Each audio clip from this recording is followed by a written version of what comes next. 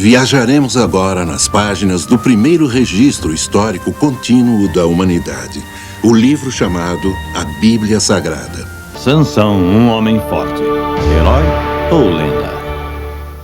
Por volta de 1300 a.C., os israelitas finalmente encontraram alguma prosperidade cuidando de suas fazendas e rebanhos. Mas os vizinhos filisteus descobriram que eram um alvo fácil para atos de opressão e taxas injustas. De acordo com a Bíblia, um juiz israelita chamado Sansão, um homem de grande força, destruiu a classe dominante dos filisteus. Essa história é verdadeira? Existe alguma prova que tal pessoa de grande força existiu? Sansão causou a destruição de um grande templo e de todos os seus ocupantes? Primeiro, não existe um indício de evidência histórica de que Sansão e Dalila existiram. Segundo, os notáveis feitos atribuídos a Sansão são tão bizarros que qualquer leitor inteligente irá considerar essa história como um mito ou fábula. Os feitos que Sansão desempenhou estão dentro da capacidade humana. Existem muitas demonstrações de força desempenhadas por homens fortes de hoje que poderiam se equivaler a Sansão. Pesquisas têm mostrado que a história de Sansão e Dalila não tem base na realidade. O nome Sansão não é hebreu e é diretamente identificável com um deus do sol cananita com força sobre-humana. Essa história de Sansão e Dalila é uma antiga lenda pagã vestida de ornamentos bíblicos. O nome Shimshon, ou Sansão, deriva da palavra hebraica Shemesh, que significa sol ou brilho.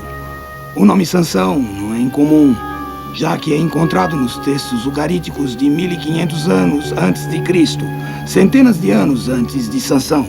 O que, a respeito da história de Sansão e Dalila, agita os críticos tão implacavelmente em seus questionamentos e torna os defensores da Bíblia tão duros em sua defesa?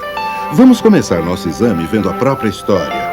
Começando no capítulo 13 do livro de Juízes, encontramos a trágica história da vida de Sansão, um homem com um grande dom de Deus, mas uma vida desperdiçada em luxúria e vingança.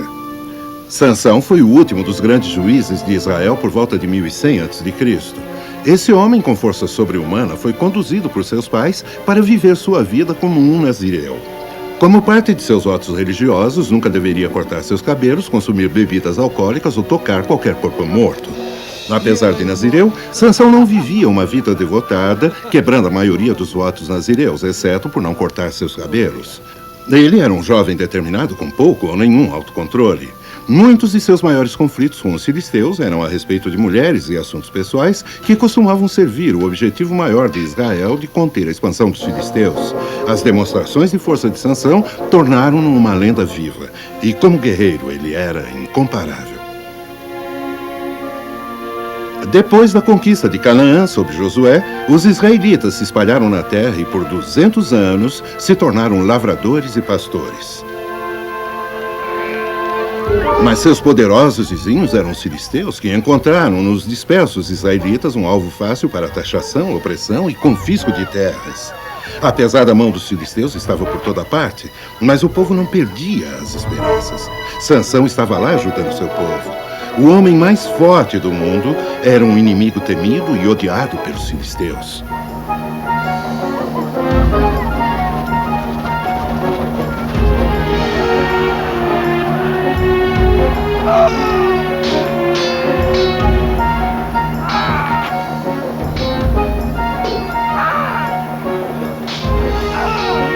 As táticas de ataque e fuga de Sansão frustravam o exército filisteu completamente. O Conselho Supremo tinha que achar um outro modo de neutralizar o líder hebreu. Sansão!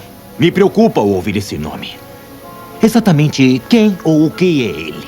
Um homem forte hebreu, mas o mais importante, um juiz hebreu. Os hebreus acreditam que Deus o escolheu, que ele é divinamente guiado em seus julgamentos e seus ataques contra nós. Está me dizendo que um homem é a razão de nossas taxas e coletas não estarem sendo cobradas? O que faz o exército? Se mandarmos uma grande força, eles voltam exaustos e famintos de caçar sombras nos morros judeus. Ele ataca nossos comandos mais leves, em emboscada, e os massacra.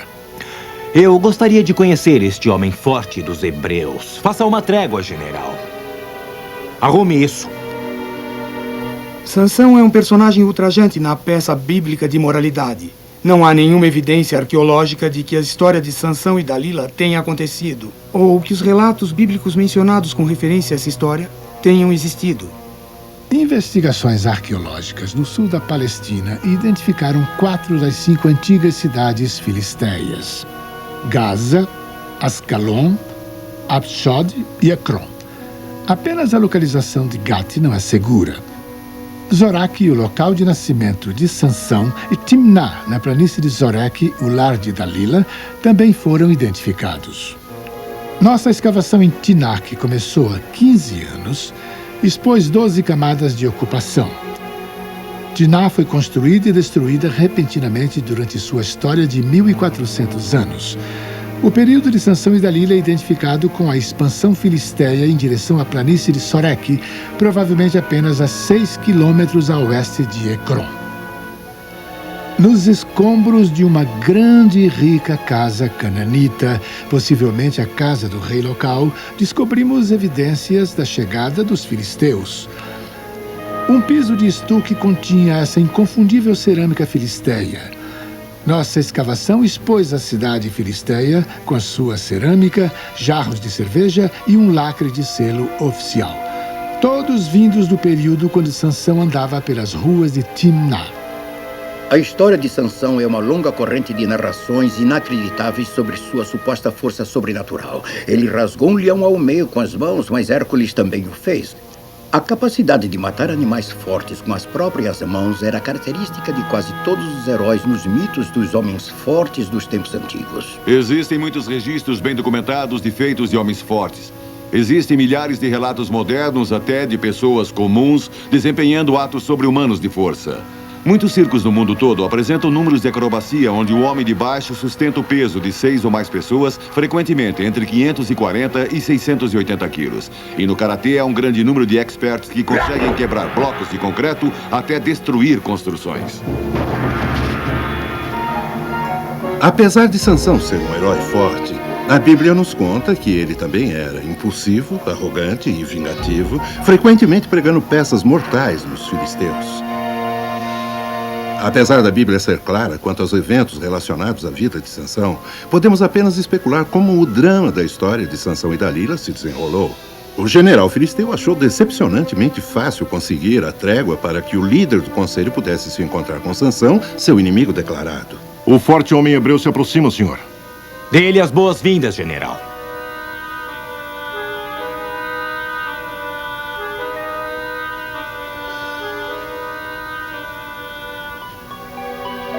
Pensei que fosse um homem bem maior.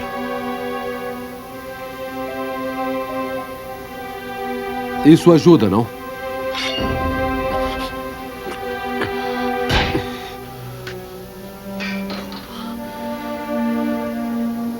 Esse famoso escudo filisteu tem peso para que nenhuma espada corte e nenhuma lança fure. Você pode ser um homem forte, Sansão, mas sobreviveria a quantas lanças se eu chamasse os meus homens?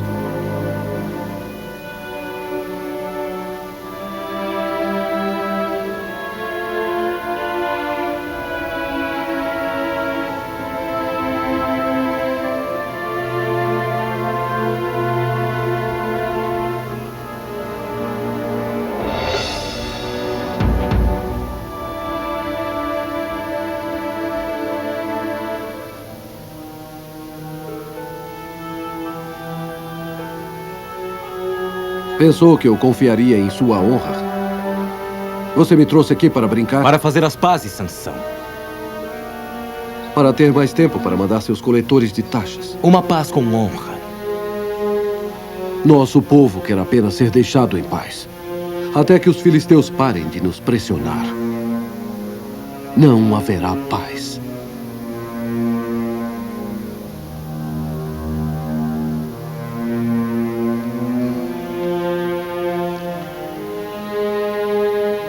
Meu ódio por esse bárbaro faz meus dentes doerem. É claro, mas odeie com criatividade. Quando a hora chegar, a vingança será doce.